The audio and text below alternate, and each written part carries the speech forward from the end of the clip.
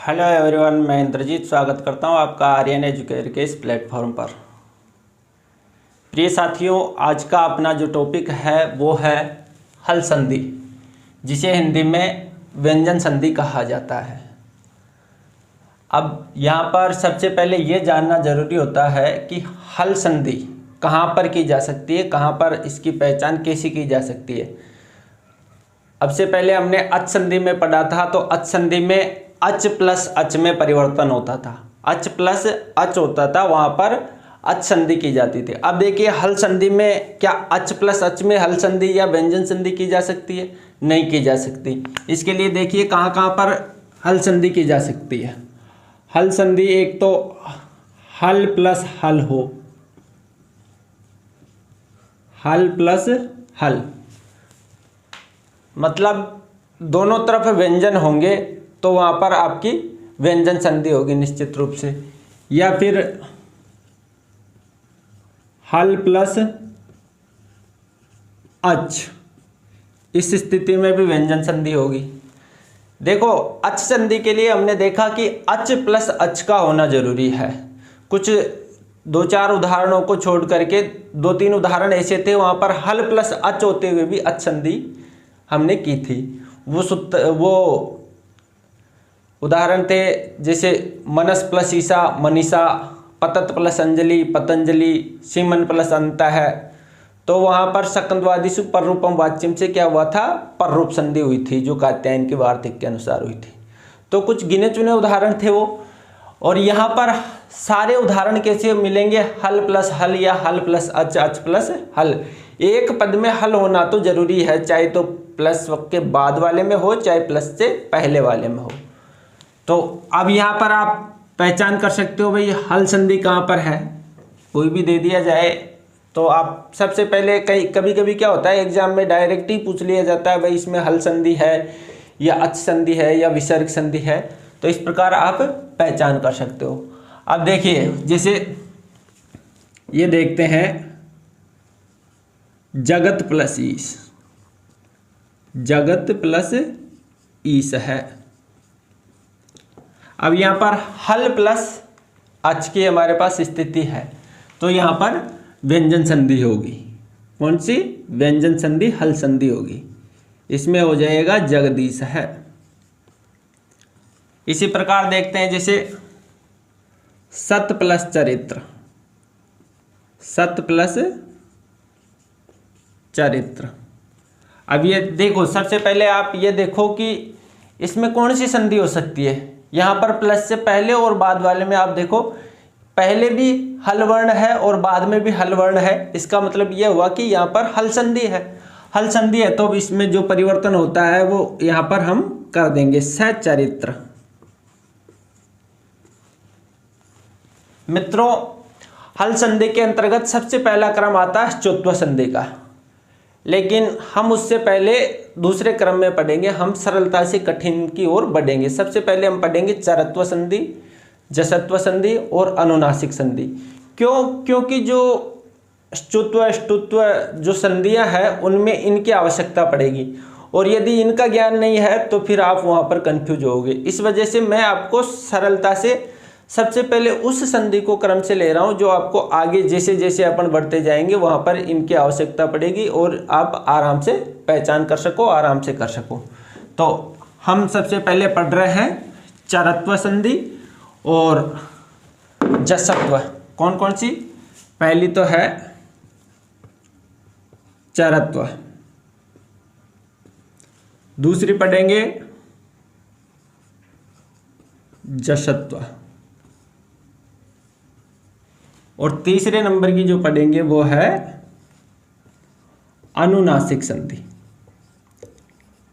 देखो मैं इन तीनों को एक साथ इस वजह से पढ़ा रहा हूं क्योंकि जो ये संधियां है चरत्व है, जसत्व है, अनुनासिक है, ये तीनों क्या आपस में जुड़ी हुई है एक दूसरे से। इनमें जो नियम है वो एक दूसरे से जुड़े हुए हैं। वो देखते हैं आगे कैसे। चरत्व संधि का जो सूत्र है वो है खरीच है। वैसे रीट वाले एग्जाम में सूत्र पूछे नहीं जाते, लेकिन फिर भी मान लो पूछ लिया जाए तो खरीच है। लेकिन सेकंड ग्रेड फर्स्ट ग्रेड इनमें पूछे जा सकते हैं। तो खरीचे से चरत्व होता है। खरीचा जो सूत्र है ये चरत्व संधि का विधान करता है। ये कहता है झलाम चरय स्यु, झलाम चरय स्यु खरी परे। झल वर्णों को चरत्व होता है खर पर में रहने पर। और एक है जसत्व, इसका जो सूत्र है जसत्व का है झलाम जसोअंते, झलाम जसोअंते। जो ये कह रहा है झलाम स्थाने जसह स्यु, झलों के स्थान पर जस होते हैं पदांत में, झल वर्णों के स्थान पर जस वर्ण हो जाते हैं पदांत में होते हैं। फिर अनुनासिक संधि है, इसका जो सूत्र है वो है यरो अनुनासिके, अनुनासिको वा, यरो अनुनासिके अनुनासिको वा। ये सूत्र ये कहता है कि यर प्रत्याहार के पर में कोई अनुनासिक वर्ण है तो वहां पर विकल्प से अनुनासिक संधि होती है। अब देखिए सबसे पहले हम लेते हैं खरीचय। इन तीनों को हम साथ साथ में पढ़ेंगे। मैं एक दूसरे जो इनके नियम है उनसे कंपेयर करके इन तीनों को अलग करना बता दूंगा। और व्यंजन संधि को पढ़ने के लिए सबसे पहले इन संधियों का ज्ञान होना आपके पास आवश्यक है। यदि आपके पास चरत्व जसत्व और अनुनासिक का ज्ञान है तो फिर आप आगे ष्टुत्व जो संधि आएगी उनमें आपको कोई दिक्कत नहीं होगी। इस वजह से सबसे पहले चरत्व संधि खरीचय ये कहता है झलाम चरह स्यु, झलाम चरह स्यु खरी परे। ये सूत्र ये कह रहा है झल वर्णों के स्थान पर, झल वर्णों के स्थान पर चरत्व होता है खर प्रत्याहार पर में रहने पर। अर्थात झल वर्ण में झ से लेकर के जो माहेश्वर सूत्र है उसमें झब वाले से झ से लेकर के ल तक। लेकिन इसमें आप इतना ध्यान रखो कि पहला दूसरा तीसरा और चौथा, प्रत्येक वर्ग का पहला दूसरा तीसरा या चौथा वर्ण हो सकता है। वर्ग का पहला अक्षर हो सकता है, दूसरा अक्षर हो सकता है, तीसरा हो सकता है और चौथा अक्षर होता है। तो क्या कह रहा है झलाम चरह स्यु खरी परे। अब इसकी जो शर्त क्या है कि पर में प्लस के बाद जो है वो क्या होना चाहिए खर प्रत्याहार। खर प्रत्याहार में कौन कौन से वर्ण आते हैं? पहला दूसरा स और स। ये 13 अक्षर आते हैं, आप इनको याद रखिए। इसके लिए ये जरूरी है, ये यदि आपको जो चरत्व संधि के जो ये याद है 13 तो फिर आपको इनमें याद करने की जरूरत नहीं पड़ेगी। इसके अनुसार आप इनको भी कर सकते हो। तो चरत्व संधि की क्या विशेषता हो गई? इसकी यह विशेषता हो गई कि पहले दूसरे तीसरे या चौथे वर्ण के बाद में पहला दूसरा स है तो फिर इनके स्थान पर चर यानी प्रथम वर्ण कर दिया जाएगा। इसे प्रथम वर्ण वाली संधि भी कहा जाता है। कौन सी संधि कहा जाता है? प्रथम वर्ण वाली संधि, प्रथम अक्षर वाली या प्रथम वर्ण वाली संधि भी कहा जाता है। चरत्व संधि, चरत्व का अर्थ ये होता है, चरत्व का तात्पर्य होता है प्रथम वर्ण हो जाएगा, प्रथम अक्षर हो जाएगा उसके वर्ग का प्रथम अक्षर। जसत्व संधि, इसको जैसे यहाँ पर तीसरे अक्षर वाली संधि, जय कौन सा है? जस तीसरे अक्षर वाली, अर्थात यहाँ पर जो झल है उनको तीसरा अक्षर हो जाता है। अनुनासिक पांचवा वर्ण होता है तो यहाँ पर पांचवें वर्ण वाली संधि इसको कह सकते हैं। तो देखिए झलाम चरह स्यु खरी परे, अर्थात किसी भी वर्ग का पहला दूसरा तीसरा चौथा अक्षर है और उसके बाद में वर्ग का पहला दूसरा या स है तो उसको इधर वाले को प्रथम वर्ण कर दिया जाएगा। जैसे उदाहरण देखते हैं,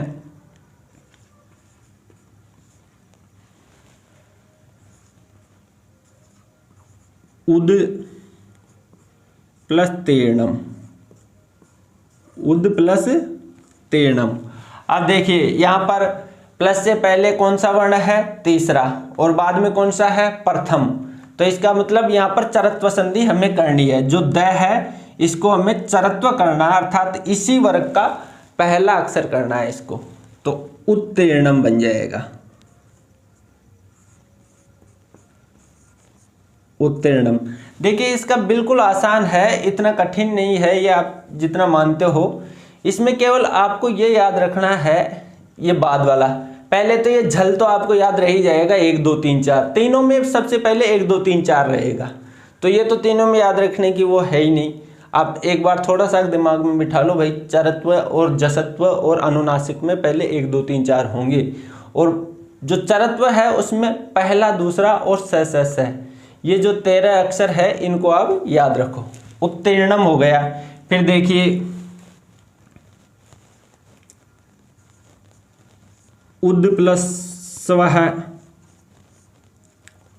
उद प्लस स्व, तो देखिए इसमें भी वही प्रथम अक्षर वाले, ये देख लो यहाँ पर स में से कोई एक आ रहा है, इधर देखो इधर भी व्यंजन वर्ण है। देखिए सबसे पहले क्या करना होता है, ऐसा यहाँ पर आपको दे दिया जाए, एग्जाम में डायरेक्ट ही दे दिया जाएगा, पूछ लिया जाएगा उद प्लस स्व में कौन सी संधि है, उद प्लस स्व में कौन सी संधि है। तो सबसे पहले तो आप देखो अच की तरफ नहीं भागना है, क्यों, क्योंकि इसमें दोनों तरफ व्यंजन है, इस कारण यहाँ पर हल संधि हो जाएगी, और हल संधि में फिर सबसे पहले आप चरत्व की तरफ आओ भाई। यहाँ पर प्रथम अक्षर वाली संधि हो सकती है क्या, तो यहाँ पर देखो भाई 1 2 3 4 के बाद में 1 2 या स है, तो वहाँ पर चरत्व होती है, प्रथम अक्षर वाली संधि होती है, इस कारण यहाँ पर प्रथम अक्षर वाली अर्थात द के स्थान पर तय कर दिया जाएगा, तो ये हो जाएगा उत्सव है। क्या हो जाएगा, उत्सव है। अब देखिए तीसरा उदाहरण देखिए, उद प्लस कार्यम, उद प्लस कार्यम, यहाँ पर भी प्रथम वर्ण वाली संधि हो जाएगी, पहला वर्ण है, इसका मतलब इधर भी पहला वर्ण कर देंगे इसको, क्योंकि यहाँ पर जो तीसरा अक्षर है उसको पहला कर देंगे, तो उत्कार्यम। और जैसे देखिए बुद्ध प्लस कर्णम, एक और उदाहरण देखिए, बुद्ध प्लस कर्णम, यहाँ पर भी हमें देख सकते हैं कि यहाँ पर भी चौथा अक्षर है, इधर पहला है, तो यहाँ पर चरत्व संधि की प्राप्ति हो रही है, तो हम यहाँ पर चरत्व कर देंगे, अर्थात इसका चरत्व पहला वर्ण इसी के वर्ग का प्रथम अक्षर, इसका खुद का प्रथम अक्षर किया जाएगा, तो बुत्कर्णम। क्या हो जाएगा, बुत्कर्णम हो जाएगा। इसी प्रकार देखिए जैसे सद प्लस कृपा, सद प्लस कृपा, यहाँ पर भी वही है जो स्थिति यहाँ पर दे रखी है, तो यहाँ पर द को तय यानी चरत्व प्रथम वर्ण कर दिया जाएगा। चरत्व प्रथम वर्ण को बोलते हैं, उसी के वर्ग का पहला अक्षर, तो ये हो गया सत्कृपा। जैसे तद पठनम, तद पठनम, यहाँ पर भी चरत्व होकर के तत्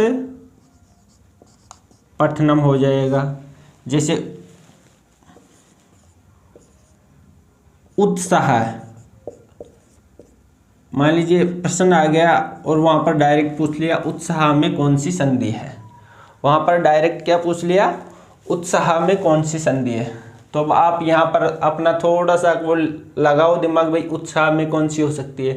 तो सबसे पहले देखो यहाँ पर संधि का कहाँ पर की जा सकती है, उत प्लस सा है, यहाँ पर दिख रहा है, क्योंकि उत्स प्लस आ है, ऐसा कोई संधि नहीं है, उत्स कोई है नहीं, तो यहाँ पर उत प्लस सा है, अर्थात देखिए हम व्यंजन संधि की तरफ, हल संधि की तरफ जा सकते हैं। उद, उद एक उपसर्ग होता है, उद एक उपसर्ग होता है, तो उद प्लस सा है, इस प्रकार ये उत्साह हो जाएगा। देखिए फिर वाक त्वचम।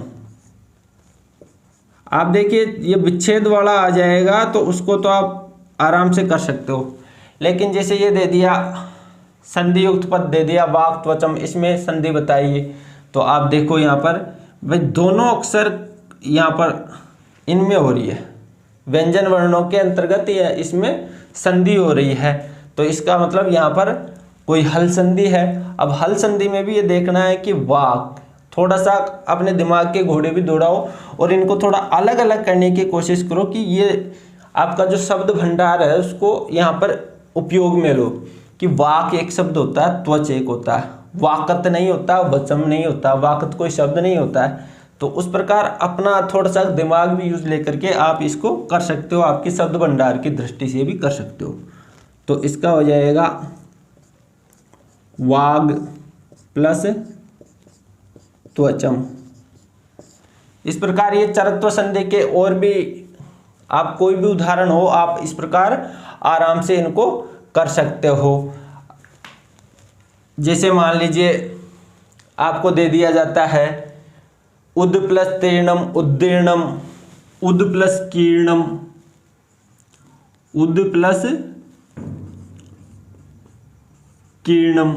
यहाँ पर भी आप वही चरत्व संधि प्राप्त हो रही है।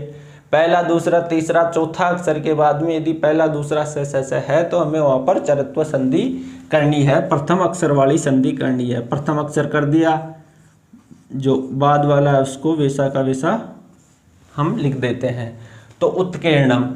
इस प्रकार ये हमारी हुई खरीच से चरत्व संधि। इसकी पहचान, इसके लिए क्या विशेषता थी? इसकी विशेषता कि पहले झल वर्ण होने चाहिए और झल वर्ण के बाद में खर प्रत्याहार अर्थात एक दो स है तो वहाँ पर हम उसको चरत्व करेंगे।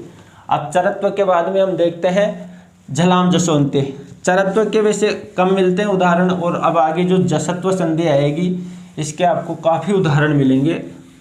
जसत्व संधि करने वाला जो मुख्य सूत्र वो है झलाम जसो अंते। क्या है? झलाम जसो अंते। देखो एक बार मैं थोड़ा ये वापस लिख देता हूँ जिससे आपको आगे इधर बताऊँगा, यहाँ पर इनमें थोड़ी समझने में परेशानी ना होगी। एक दो स और स, ये इसकी आवश्यकता थी। ये किसकी थी? ये चरत्व संधि की आवश्यकता है। देखो ये 1 2 3 4 के बाद में 1 2 और स हो तो यहाँ पर चरत्व होती है। अब इसकी क्या विशेषता है जसत्व की? झलाम जसो अंते। तो झलाम स्थाने जस आदेश स्यात्। झलाम स्थाने जसैस्यु पदांते।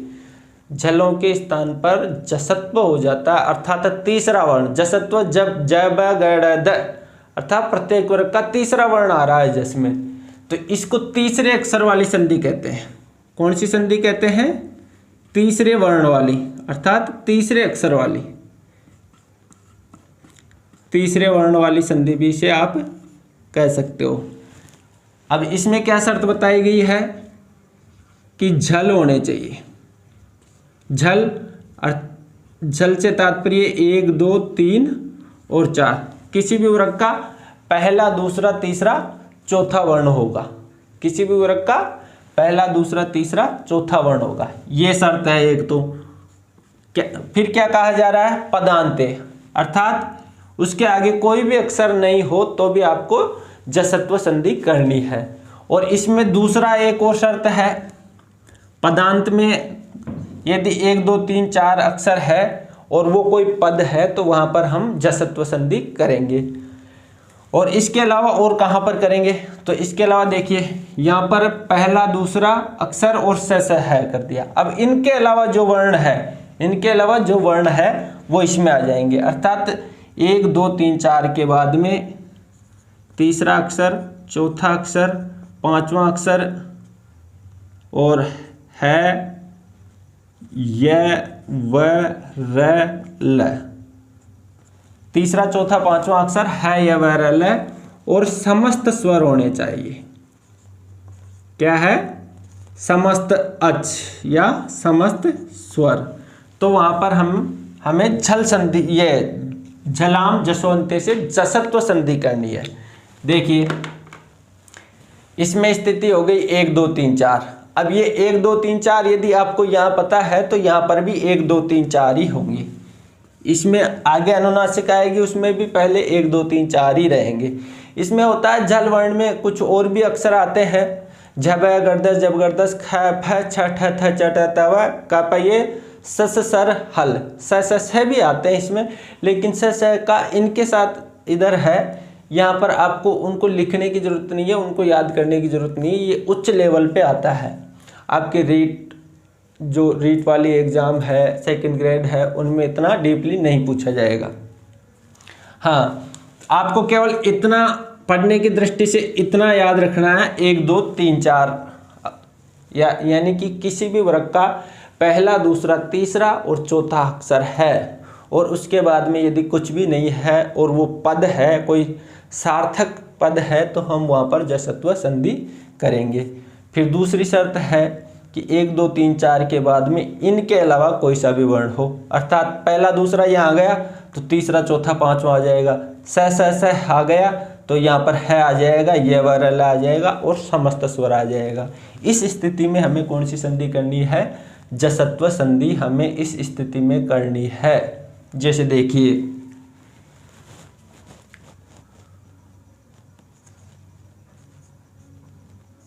उत प्लस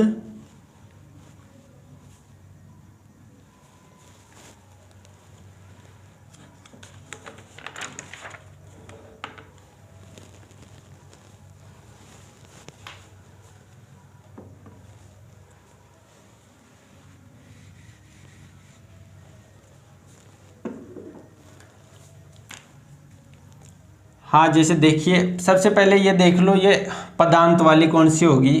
पदांत वाली जैसे लिट है, पदांत वाली संधि कौन सी है? लिट। अब यहाँ पर लिट है, लिट एक लकार है ये, और ये पदांत है, तो हम इसको जसत्व संधि कर देंगे। जसत्व क्या होती है? ट के स्थान पर क्या हो जाएगा? तीसरा अक्षर हो जाएगा। इनके स्थान पर क्या हो जाएगा? तीसरा अक्षर कर दिया जाएगा। इनमें परिवर्तन क्या होगा? संधि करने पर तीसरा अक्षर अर्थात जसत्व कर दिया जाएगा। तो लिट। अब इसी वर्ग का तीसरा अक्षर इसमें कर देंगे, ये हो जाएगा लिड। इस प्रकार ये जसत्व संधि है। इसी प्रकार एक और देख लो, जैसे सम्राट। सम्राट भी पदांत है और पहला अक्षर यहाँ पर है, तो इसमें भी हम जसत्व करके सम्राट। इस प्रकार ये पदांत जो ये जिसके आगे कोई भी अक्षर नहीं है, कोई भी वर्ण नहीं है, तो वहाँ पर हम इस प्रकार जसत्व करेंगे। इसके अलावा आगे देखिए, जैसे तत् प्लस गुण, तत् प्लस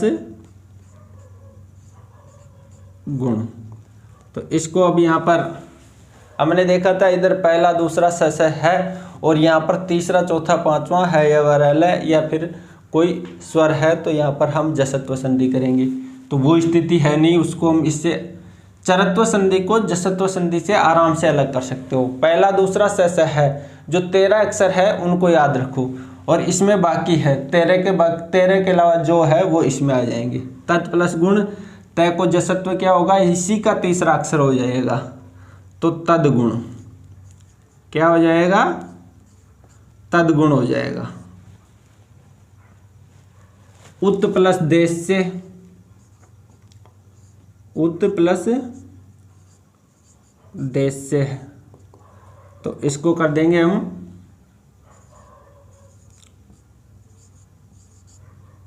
उद्देश्य। जैसे अच प्लस अंत है, अच प्लस अंत है। अब यहाँ पर हल प्लस अच वाली स्थिति है, हल प्लस अच वाली स्थिति है, और यहाँ पर समस्त स्वर दे रखे हैं।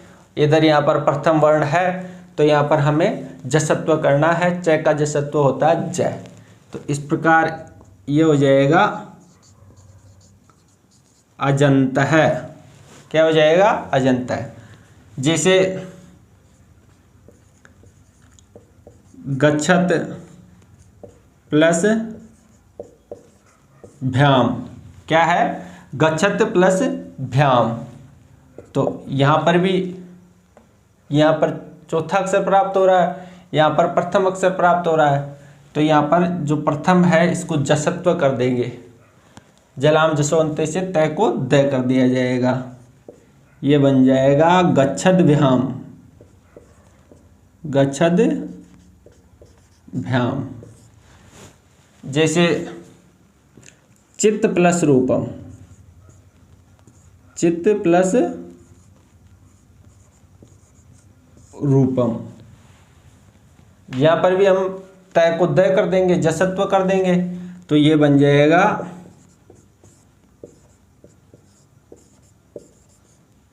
चिद्रूपम। गच्छत प्लस भ्याम, गच्छत भ्याम हो गया। चित्त प्लस रूपम, चिद्रूपम हो गया। जैसे अप प्लस जय, अप प्लस जय। तो यहाँ पर भी पै के स्थान पर ब जसत्व कर देंगे। तो अब ज है। जैसे सद प्लस गमय, सद प्लस गमय। इसमें भी हमें क्या करना है? सत प्लस गमय, सत प्लस गमय। तो ये हो जाएगा सदगमय। अप प्लस ज, अब जो हो गया सत प्लस गमय, सदगमय हो गया। जैसे देखिए जगत प्लस ईश, जगत प्लस ईश। यहाँ पर भी तय को जसत्व दय कर देंगे, जगदीश। क्या हो जाएगा? जगदीश। जैसे वाक प्लस ईश, ये हो गया वागीश। अब यहाँ पर संधि युक्त भी पद आता है तो आप उसको इस प्रकार पहचानें कि इसमें संधि कौन सी जगह पर हो रही है। अब इनको थोड़ा अलग करने का प्रयास करें। वागी प्लस से कोई शब्द नहीं होता तो वाग और ईश इस प्रकार बैठता तो वाक यानी वाणी, ईश ईश्वर।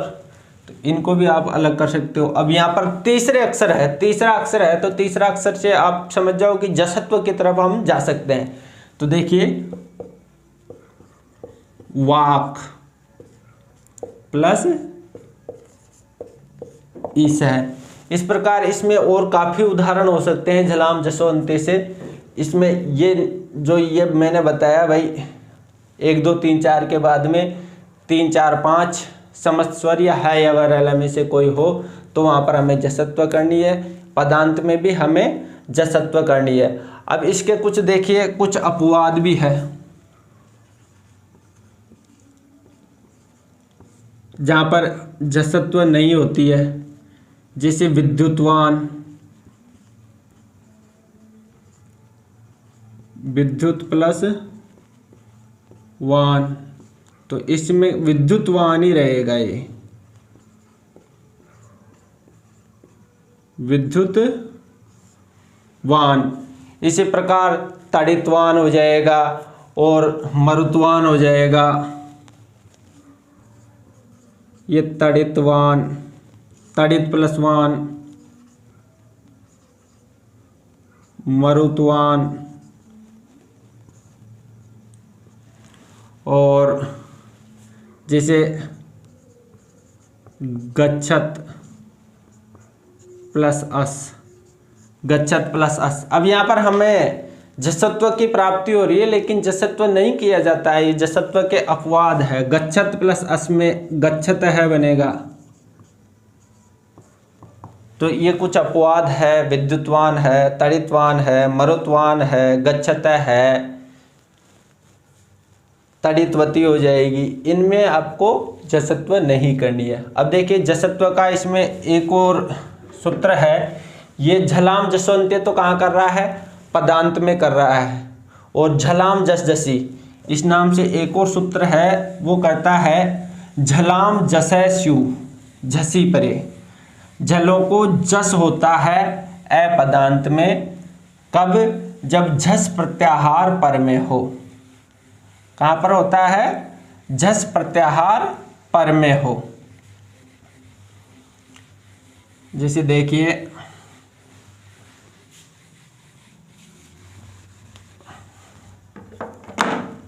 झलाम जस जसी, झलाम जस झसी। ये सूत्र ये कहता है कि झलों को जसत्व होता है झस प्रत्यय पर में रहने पर।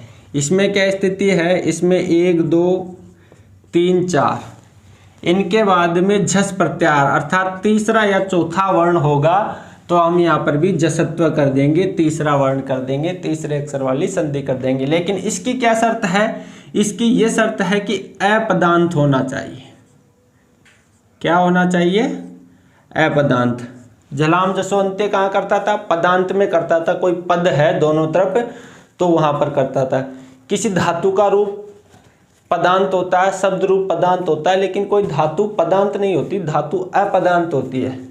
तो अपदांत में अपद का मतलब है एक ही पद के टुकड़े कर देना, 2 टुकड़े कर देना और उनका अलग अलग रूप से कोई अर्थ नहीं होना, तो वो होता है अपदांत। अपदांत में जसत्व संधि कहाँ पर होगी? 1 2 3 के बाद में यदि तीसरा चौथा अक्षर है तो वहां पर जसत्व संधि हो जाएगी अपदांत में। जैसे देखिए बुद्ध प्लस धी, बुद्ध प्लस धी। अब इनका दोनों का अपना कोई स्वतंत्र अर्थ नहीं है, दोनों अलग अलग है। अब इसमें क्या करना है? हमें जसत्व करना है, ध के स्थान पर द करना है, तो ये हो जाएगी बुद्धि। इसी प्रकार सिद्ध प्लस धी, सिद्ध प्लस धी, यहाँ पर भी दोनों अपदांत है, दोनों का कोई अर्थ नहीं है, तो यहाँ पर हो जाएगी सिद्धि। क्या हो जाएगी? सिद्धि। जैसे लभ प्लस धी, लभ प्लस ध, लभ प्लस ध। इसमें तीसरा और चौथा ही होगा बाद में, तो वो अपदांत में यहाँ पर जसत्व संधि हो जाएगी, तो इसका हो जाएगा लब्ध। इसी प्रकार देखिए शुद्ध प्लस ध, शुद्ध प्लस ध, तो इसका हो जाएगा शुद्ध है। तो ऐसे आप देख सकते हो जसत्व और चरत्व को एक दूसरे से अलग कर सकते हो, एक दूसरे के साथ जोड़ करके इनको पढ़ोगे तो ये आसान है पढ़ना। 1 2 और स है, 13 अक्षर यदि आपको याद है तो इधर याद करने की जरूरत नहीं है, उन 13 को छोड़ करके जो आएंगे वो जसत्व में आएंगे। जसत्व तीसरे अक्षर वाली संधि है और चरत्व प्रथम अक्षर वाली संधि है। जसत्व में एक और सूत्र है झलाम जस जसी, जो अपदांत में झलों के स्थान पर जस करता है तीसरा और चौथा वर्ण पर में रहने पर। अब इसके बाद में हम पढ़ते हैं अनुनासिक संधि। अनुनासिक संधि इसका सूत्र है यरो अनुनासिके अनुनासिको वा, यरो अनुनासिके अनुनासिको वा। ये पंचम अक्षर वाली संधि है। कौन सी संधि है ये? पंचम अक्षर वाली। पंचम अक्षर कौन सा होता है? अनुनासिक होता है। प्रत्येक वर्ग का 5वां अक्षर अनुनासिक होता है, इसको पंचम अक्षर वाली संधि कहते हैं। यर प्रत्याहार के बाद में, यर प्रत्याहार के बाद में यदि कोई अनुनासिक वर्ण है तो उसको अनुनासिक कर दिया जाएगा विकल्प से। विकल्प वा का तात्पर्य यहाँ पर विकल्प से है। विकल्प क्या होता है कि यहाँ पर पंचम अक्षर अनुनासिक, देखिए इसमें क्या शर्त है इसमें भी यही शर्त है, 1 2 3 और 4 के बाद में, इनके बाद में क्या होना चाहिए, 5वां अक्षर होना चाहिए। 1 2 3 4 के बाद में 5वां। अब यर प्रत्याहार में और भी आते हैं, स है, ये भी आते हैं, ये से लेकर के र तक, ये से लेकर के सर वाला जो र है वहां तक आते हैं, लेकिन इसमें अनुनासिक वर्ण केवल स्पर्श वर्णों का ही होता है। कैसे लेकर के मैं तक, यानी कादयो मांसाना स्पर्शा, स्पर्श वर्ण इन अनुनासिक केवल इन्हीं का होता है। इस कारण इन्हीं की यहाँ पर गणना की जा रही है, इन्हीं को मैं यहाँ पर बता रहा हूँ।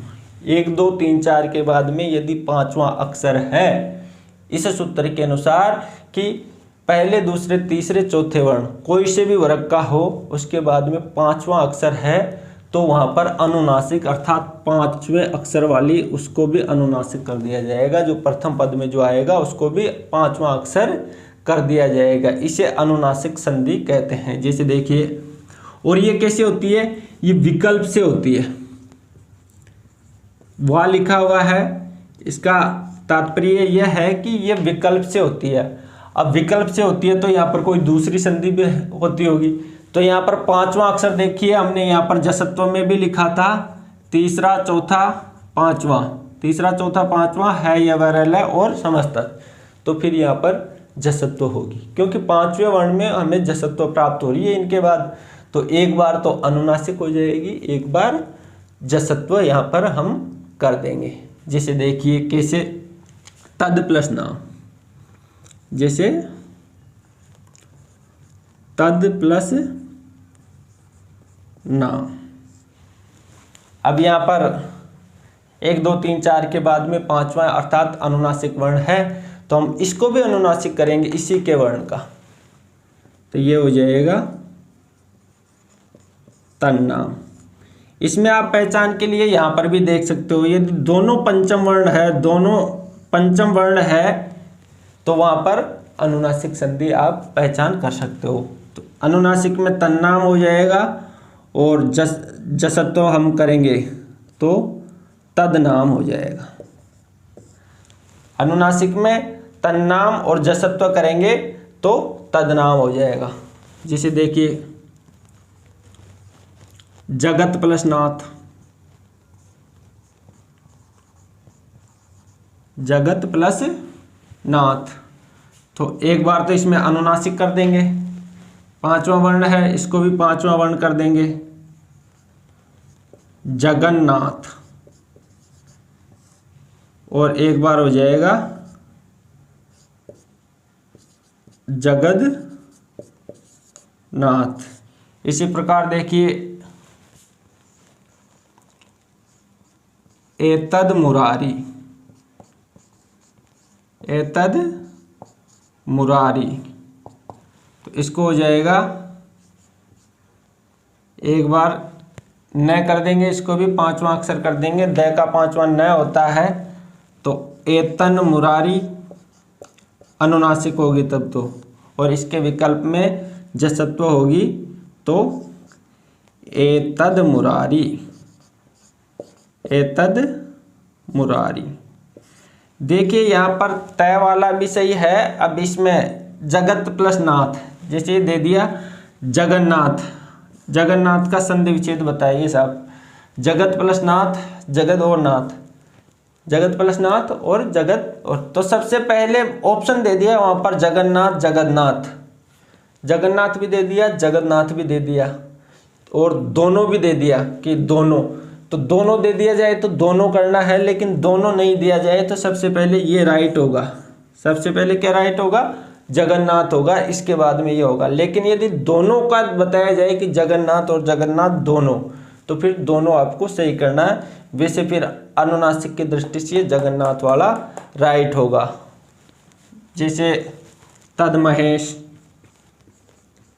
तद महेश, तो यहाँ पर भी अनुनासिक वर्ण है तो अनुनासिक संधि यानी पंचम वर्ण वाली संधि कर दी जाएगी, तन महेश। इसी प्रकार देखिए, जैसे सत प्लस मार्ग, सत प्लस मार्ग। इसमें देखिए अनुनासिक की दृष्टि से सद वाला होगा। एतद प्लस मुरारी, सद प्लस मार्ग, तद प्लस नाम, जगत प्लस नाथ। सद प्लस मार्ग बराबर सन्मार्ग। इस प्रकार आप अनुनासिक संधि कर सकते हो, जसत्व कर सकते हो, चरत्व कर सकते हो। अनुनासिक में एक थोड़ा सा परिवर्तन और है, यहाँ पर तो क्या ये विकल्प से हो रही थी, ये रो अनुनासिक के अनुनासिक हुआ 1 2 3 4 के बाद में यदि कोई पांचवा वर्ण है, अनुनासिक वर्ण है, तो वहां पर विकल्प से अनुनासिक संधि की जाती है, अर्थात उसको पांचवा वर्ण कर दिया जाता है। प्लस से पहले वाले जो प्रथम द्वितीय तृतीय चतुर्थ वर्ण है उनको उसी के वर्ग का पांचवा वर्ण कर दिया जाएगा। ये तो थी। अब इसमें थोड़ा सा परिवर्तन हो रहा है, वो है प्रत्यय भाषायाम नित्यम। जो सूत्र ये कहता है कि अनुनासिक वर्ण से प्रारंभ होने वाला प्रत्यय हो तो वहां पर अनुनासिक संधि नित्य की जाती है। क्या है? अनुनासिक वर्ण से प्रारंभ होने वाला प्रत्यय हो, ये कौन सा सूत्र है? ये प्रत्यय भाषायाम नित्यम, प्रत्यय भाषायाम नित्यम। ये ऐसा, इसका तात्पर्य यह है कि अनुनासिक वर्ण के बाद, 1 2 3 4 के बाद में अनुनासिक वर्ण से प्रारंभ होने वाला कोई प्रत्यय है, जिसे मात्रच प्रत्यय है, मयट प्रत्यय है, तो वहां पर क्या होगा? निश्चित रूप से अनुनासिक संधि होगी। अनुनासिक संधि है जो नित्य होगी। जैसे उदाहरण हम देखते हैं, जैसे चित्त प्लस मात्रम, चित्त प्लस मात्रम। अब यहाँ पर मात्रच प्रत्यय है, अनुनासिक वर्ण से प्रारंभ होने वाला प्रत्यय है, तो चित्त प्लस मात्रम, तो इसको हो जाएगा चिन्ह मात्रम। तय को भी यहाँ पर अनुनासिक किया जाएगा, पांचवा वर्ण किया जाएगा, चिन्ह मात्रम। जैसे षड मुखानी, षड मुखानी, यहाँ पर भी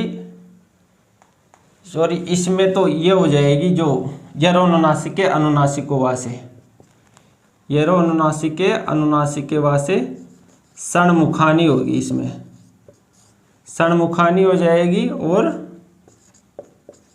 षडमुखानी हो जाएगी, क्योंकि यहाँ पर अनुनासिक वर्ण से प्रारंभ होने वाला कोई प्रत्यय नहीं है, ये तो एक शब्द है। तो षड प्लस मुखानी षणमुखानी हो जाएगी और षडमुखानी, अर्थात एक बार जसत्व भी हो जाएगी और यरो अनुनासिक अनुनासिको वासे विकल्प के रूप में ये जो अनुनासिक संधि है ये भी हो जाएगी। अब जैसे ये देखिए प्रत्यय भाषायाम नित्यम वाला दूसरा उदाहरण, तद प्लस मात्रम, तद प्लस चित प्लस मात्रम हो गया, तद प्लस मात्रम,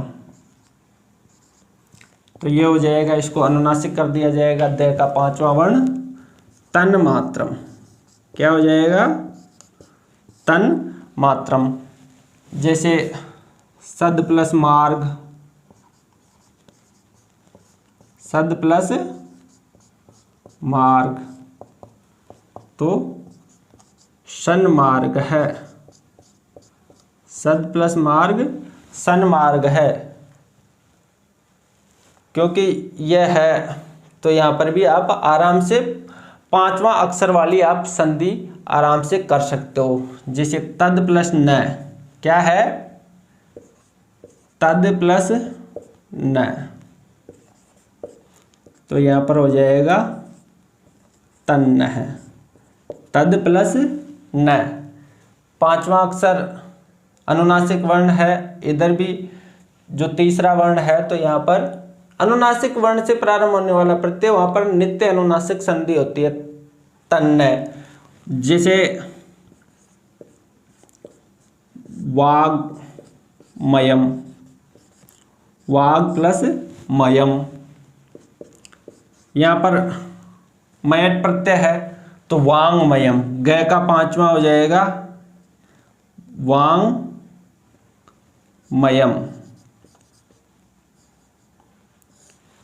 इस प्रकार अनुनासिक संधि में आप यरो अनुनासिक अनुनासिको वासी तो विकल्प से वाली होगी, और जो प्रत्यय भाषायाम नित्यम से यदि अनुनासिक वर्ण से प्रारंभ होने वाला कोई प्रत्यय है तो वहां पर नित्य रूप से अनुनासिक संधि की जाएगी।